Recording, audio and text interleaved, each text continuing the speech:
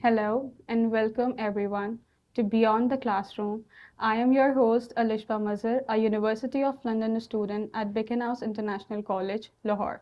Today's conversation is one I am really looking forward to. We are talking about student life beyond books, how BIC and University of London is building confident graduate, and what makes our college experience truly world class.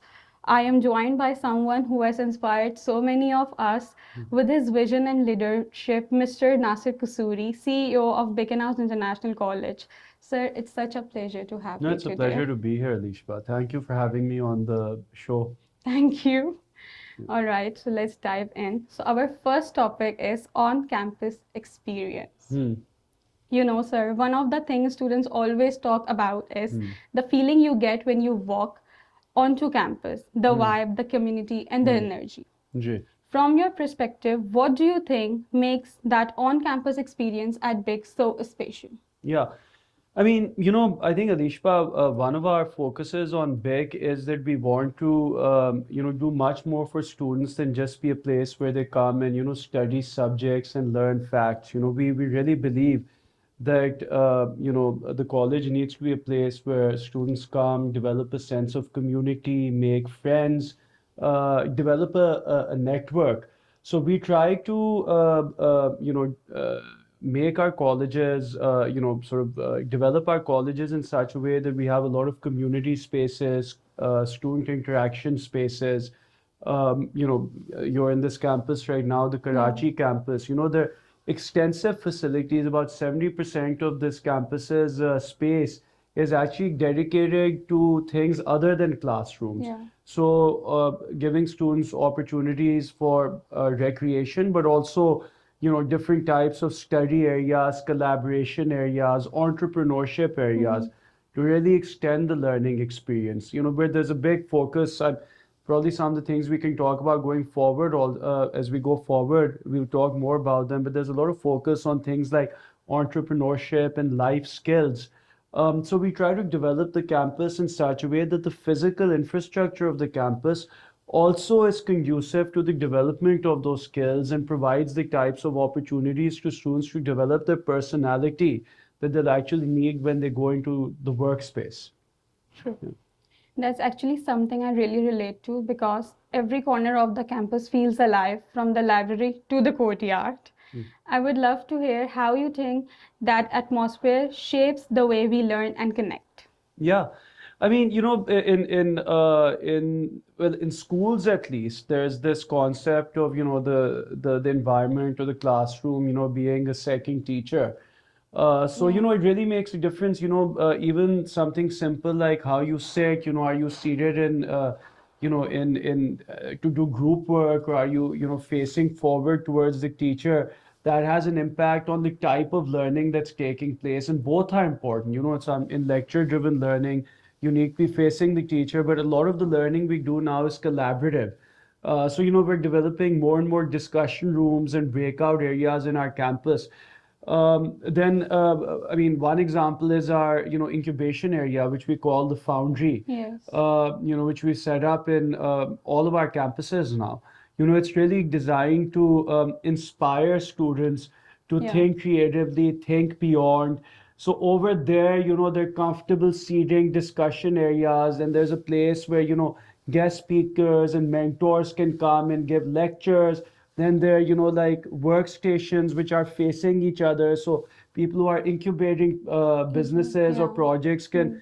face each other, work together in groups. Their computer terminals there, Mm. they're connected to the internet, so they have access to whatever information they need. So, then we have, for example, we have the moot courtroom Yeah. in Yeah. most campuses. Now that's again, the whole room is set up to resemble a courtroom. Courtroom. Now we could arguably do a moot court in a regular classroom also, right? I Yeah. mean, you don't have to have Or complete a setup. complete Yeah. setup which looks like a courtroom. Courtroom. But we do have that in Yeah. our campuses, because when students walk in there, we want them to feel like they're in a courtroom. We want them to get a flavor of what Yeah. that's like. And we also want them to feel that energy and buzz of being in that environment. So, as human beings, we use all of our senses. So in the colleges, we try to engage all senses to create a learning experience that's optimal for students in the context of what they're doing at that given time. True. And our second topic is benefits of in-person tuition. And while we are on that, after the whole learning phase of the Yeah, COVID, the yeah, online phase, I think we have all realized how different face-to-face classes feel yeah, after that COVID time. absolutely. What do you think is the biggest advantage of in-person tuition at Beaconhouse International Yeah. College? I mean, look, I firmly believe that both in person and online have, a space in the world. Now, when it comes to education, I think the purpose of going to college is not just to, memorize Yeah. a book essentially, or the contents of a book. If that was the purpose of it, then you could just as easily, frankly, do it online. But the idea is actually, as I said, when we started, uh, to learn how, well, so many things, meet people, learn how to work with people, learn how to work in a group. And these are all things that are best done face to face. Like even this podcast we're having right now, we could be doing it online. Yeah. And I've done online podcasts, but they don't have the same Face to face flow. feel. They're not as personal. They're not as much fun to do even for the Yeah. participants. And I think similarly, for group work, which is something we're focusing a lot on now. It's more engaging when you do it face to face. You Yeah. can be more creative. Collaboration for Human interaction. human interaction, Yeah. again, collaboration, as biological entities, Yeah. collaboration more naturally happens, when we're in the same space. And Yeah. it's very difficult to replicate that in an online environment. So I think as we shift as educational institutions to focusing more on skills acquisition, than just, bookish knowledge, I think if anything, the physical element is going to become more and more important. And I fully believe, for example, if you're doing like a small short course and you want to learn a particular skill quickly, then maybe, doing it online can be a decent way of Yeah. doing it. But if you want to develop as a human being and develop your creativity, collaboration, and group work dynamics, then the best way of doing that is with other people Like in the as you same were saying, space. we have a Coursera, an online Yeah, platform, but at the same time, we have Beacon International College, yeah, which actually helps in our studies a lot than Coursera. yeah, And yeah, it's very true when we have issues with our assignments and our teachers help us. yeah. Then the Coursera also giving us a very big opportunities, and the uh, what we use the word that I would say the books and the library, online library. Hmm. So, but the BIC is giving us the very nice No, environment, I'm a glad. study I'm glad. environment. And so, right, because there's something about being able to look up, ask question, and have those spontaneous discussion that you just can't get on a screen. Do you think those everyday interaction also build soft skills like teamwork and confidence? Yeah, absolutely. That's what I'm saying. I think, as a matter of fact, it's those everyday interactions that build those skills. You can't, it's very, I think, difficult to teach teamwork in the same way that, you teach like math, science, or accounting or finance, right? Uh, Teamwork is tough to teach. Collaboration is tough to teach. They're more, you can mentor people, which is a little bit different from teaching. You guide them, you provide them scaffolding, but like collaboration skills develop when you collaborate, right? You can't teach someone to collaborate or communicate without them actually practicing those skills in real life. So, I think that, yeah, being physically present in a space in college is an essential component of acquiring those skills. True. Yeah. So our third topic is what make Beaconhouse International College unique. I also wanted to talk about what sets BIC apart. Every teaching center under the University of London umbrella is special. Yeah. But BIC really stands out, and I have always wondered, what do you think gives BIC that unique edge? Yeah. So I think what gives us a unique edge is, we don't really see ourselves as a teaching center, right? when you say teaching center, historically, the impression that people get is that, you're just delivering the lectures and then Yeah. students are going and taking exams and then, getting their transcripts and graduating. Our focus is on holistic development. We operate much more like a university would operate, in that we give students access to a whole range of co and extracurricular opportunities. We have student councils, we have clubs and societies. We have something we're very proud of, our incubation program called the Foundry, where we actually train students in life skills and also in setting up their own businesses. We have the law clinic now, where our students actually give law advice, real life law advice to actual Okay, that's people. very. So it's now been set up here. So there's a huge focus on internships. So honestly, the curriculum that we're delivering in partnership with our partners is hugely important, but it's really just one part of what we're doing. There are a lot of other things going on over here, and I think that's what differentiates us. And when we decided to start BIC, because there were already other TNE providers here, we only did it because we felt that we had something more to offer. And some of what we know about holistic education, what we've learned over the last 50 years in Beaconhouse, we try to synthesize a lot of that and bring some of those benefits to Students. TNE as well. Mm. And I think that's what makes BIC different. All those non-academic or co-curricular, extracurricular opportunities that Yeah. students have here. Yeah. Exactly, and I have seen that too. The way mental wellness session, entrepreneurship, workshop, and career programs all came together. I'm It's glad. like the college is helping us grow in every possible direction, not just academically. That is what we're trying to do, G. Yes. Yeah. Our first topic is academic environment and University of London connection. Yeah. Yeah. Yeah. So my first question is, how do you see students balancing those two words, staying rooted here but connected internationally? Yeah. I mean, I think the University of London has now been, doing these international programs for centuries all over the world. So,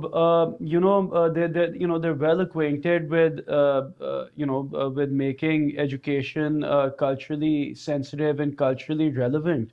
So, the curriculum, comes from UOL, but, we obviously have the opportunity to indigenize certain aspects, case studies, things like that, which we think will help students better understand the Yeah. course material.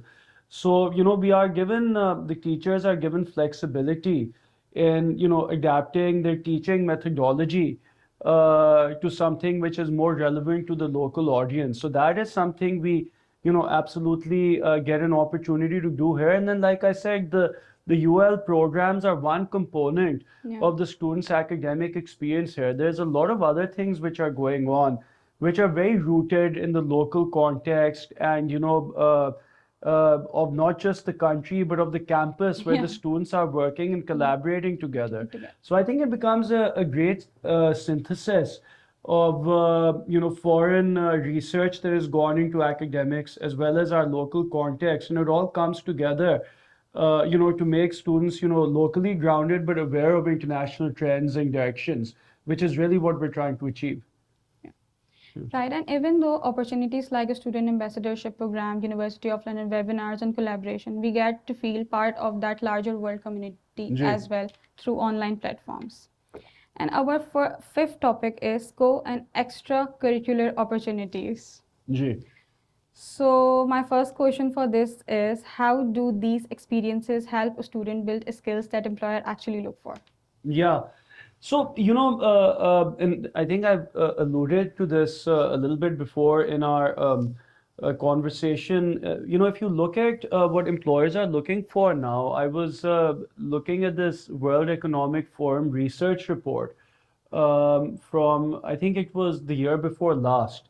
And, the kind of skills or the kind of qualifications that employers are looking for no longer are hard skills so much. That we want someone who's really, great at like accounting or finance or programming. What the kind of things they're actually looking for are people who have great communication skills, collaboration skills, creative thinking skills, Hmm. creativity. The four C's. Yeah. People are now calling them the four C's.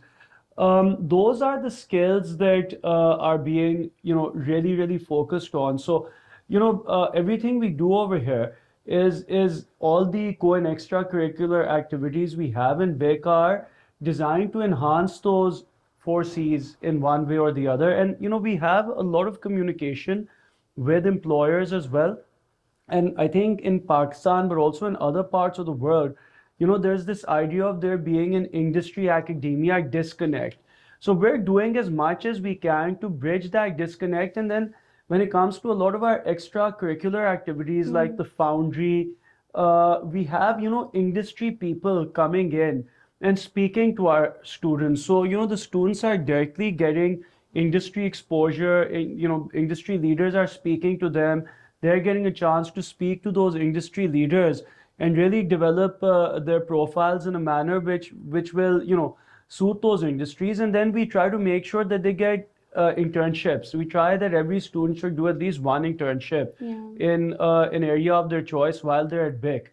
So, all of these things really help to create that connectivity and engagement with industry, which is then later on going to be essential for their employment. Even other than Foundry, we have guest speaker sessions going on all the time. So there's a huge emphasis on our part to be constantly engaged with industry really as much as we can be. We also, the other interesting thing, we also a lot of times get projects from industry projects, which we have our students then solve. So we've done this in some of our campuses, and we want to make it a bigger part of what we do, where our students do research for industry, Yeah. solve industry issues, and then give them solutions. So that way they'll get a really deep insight into what kind of issues industry is facing. And at the end of the day, leaders want people who can be problem solvers. So we want our students to develop those skills very early on so that employers can see that they're going to be valuable for their organizations once they graduate. So that is kind of how we're trying to True. approach it.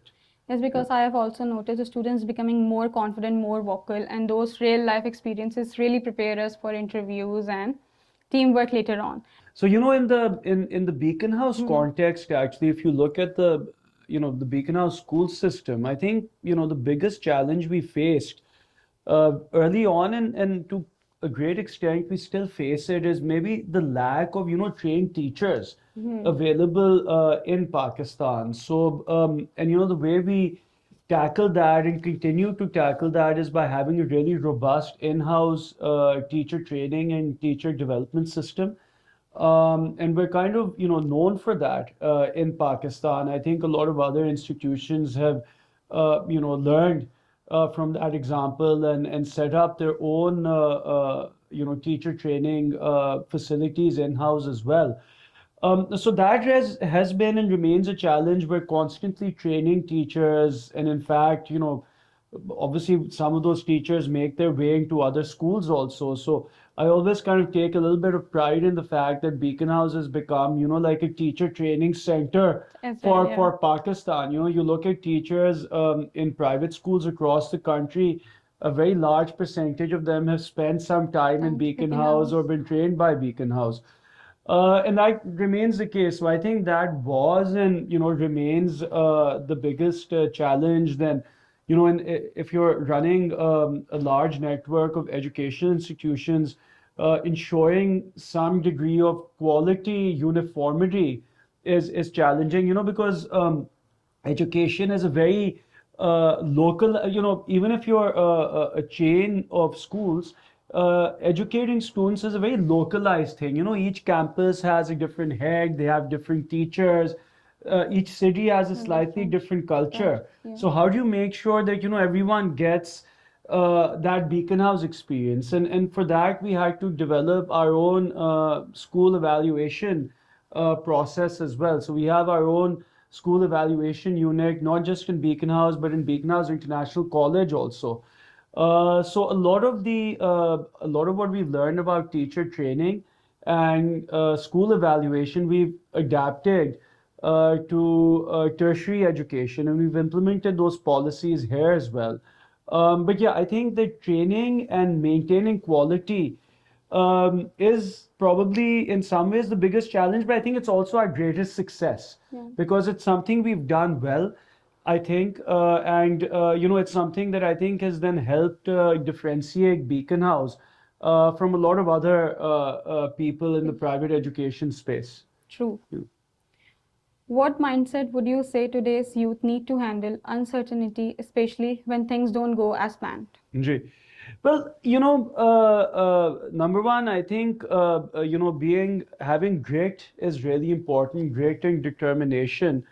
I think if you ever want to be successful in your life, I think one thing you'll have to get, used to is, failure being a constant Yeah. companion as well, because unfortunately the two go hand in hand. I think if you speak to anyone that's been successful in life, the first thing they speak about is all the failures they had. So you need to, you need to be tough. You need to have grit and determination. I think you also need to, I think, recognize the fact that, we're going into a world which is changing really, really quickly. I mean, the speed of change now is unlike anything I've seen in my life before. So just be ready for the fact that you'll have to remain flexible. You might have to reskill. You may have to retool. You may have to, learn new skills. Existing, jobs may disappear, but new jobs will show up. The world is going to be constantly faced with new problems that will have to be solved. So, just remain ready to continue learning new things. And if you ever, sort of do fall flat, let's say, don't be dejected because, failure is the greatest teacher of all. In fact, I True. think people that succeed too quickly, too early, can sometimes make really bad mistakes later in Yeah. life. So it's good to make as many mistakes as you can Yeah. early on, learn from them, and then move on. So just Mistake makes man perfect. mistakes actually do make well, people perfect. Yeah. Yeah. So you have to make mistakes, and we always say one should learn from other people's mistakes, but the reality is we learn from From more from our own our mistakes own than we'll ever learn. mistakes. So grit and determination are important, but I think a little bit of flexibility in the 21st century is going to be important. You may have to confront circumstances that you didn't expect simply because the world is changing so quickly. Take that as an opportunity, learn new things quickly so you can be ahead of the curve when a new opportunity comes up. True that. Exactly, Yeah. because we often expect success to be a straight path, but in reality, it's all about learning No, and no. adopting along the way. Gee, it's really a straight path. Yeah. Yeah. Future of education and innovation, our seventh topic. Hmm. Now, speaking of lesson and adopting education itself is evolving so fast with Gee. technology, AI, and digital tools, as you know. Gee. How do you see the future of education at Beaconhouse International College, and what new direction excites you the most? Yeah. I mean, so we're looking at a lot of things right now. Number one, I think we're going to continue focusing more and more on skills development and entrepreneurship. I think those are two areas that are going to become a bigger and bigger part of what we do because I really feel that they offer more value to students than anything else they do. And as far as entrepreneurship skills are concerned, I don't think they're only for people who want to start their own businesses. Even for people who want to have, let's say, high-paying jobs in good companies, even those companies are going to be looking for people that have entrepreneurial skills. And, entrepreneurial skills are things like, creativity, research, great determination. Those are the package of skills that an entrepreneur needs. Now, most companies in the future are going to be able to automate away a lot of mundane tasks. So the kind of people then they will want are going to be the type of people that AI can't replace easily. So those people I think will need to have those basket of skills. And so we're going to focus on entrepreneurship because we think those skills will be needed. And also, I think, with a lot of existing jobs disappearing, we need people to create new job opportunities. So new entrepreneurs to come up, create jobs for themselves, but also for the community as a whole. So that is going to be a big part of what we do. Then also, I think the way that one teaches is going to change gradually. I think I feel that even in tertiary education, I think we need to start moving more towards real life experiences. So, what I think we should start doing now is maybe start building learning experiences with industry. So, make tertiary education in general more embedded in the real world and work with industry to create really rich learning experiences which have a combination of theory and practical application in the real world.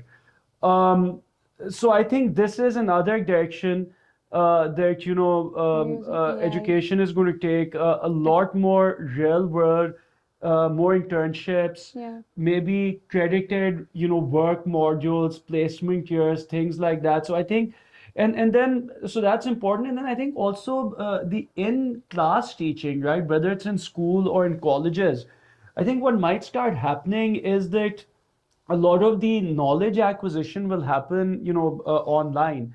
You can go on, you can have your AI tutor Yeah. teach you basic concepts in accounting, finance, and then when you come to college or school, you apply those concepts, you do projects that require you to, apply those concepts in the real world or in some sort of theoretical simulation, right? So I think the college, the physical brick and mortar space, has to become a space which is more about working with your peers to solve problems, whether they're real life problems or simulated problems.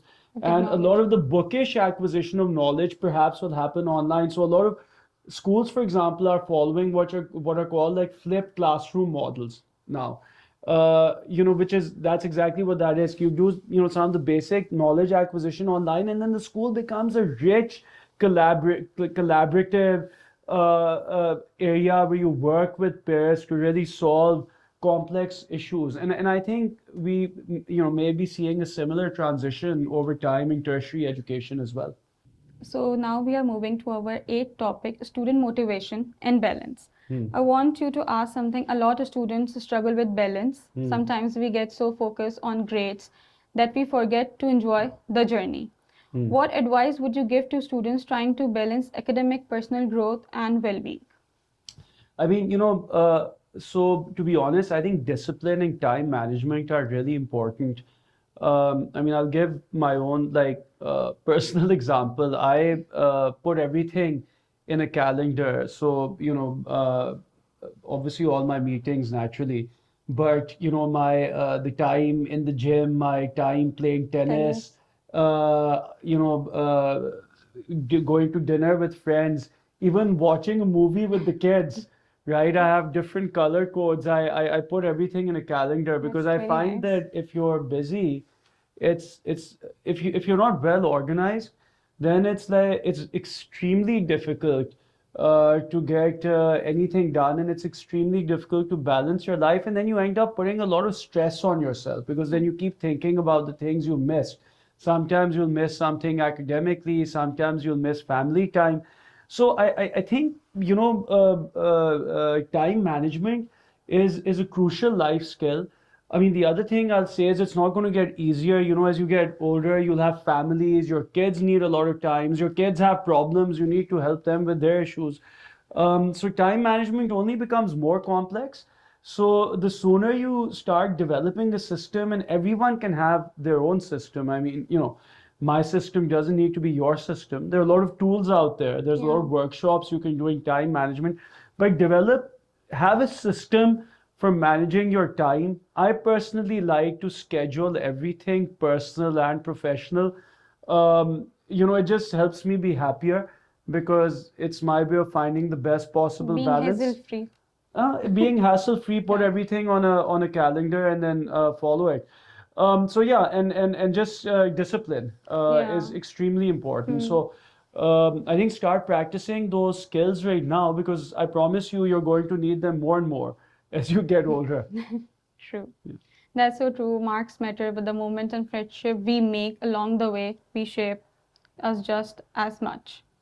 Yeah. Let's move to our ninth topic, upcoming project and vision. Before we wrap up, can you share a little peek into what's next for BIC? Any exciting project, collaboration, or plans you would like students to look forward to? Yeah.